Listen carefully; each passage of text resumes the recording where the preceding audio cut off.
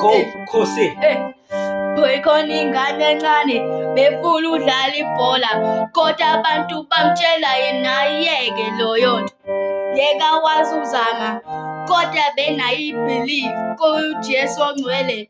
Yena wahamba bekhona umuntu wamshaya ngotshelo wamphuma kodwa inkinga yayithanda izinto ey'kwenzayo.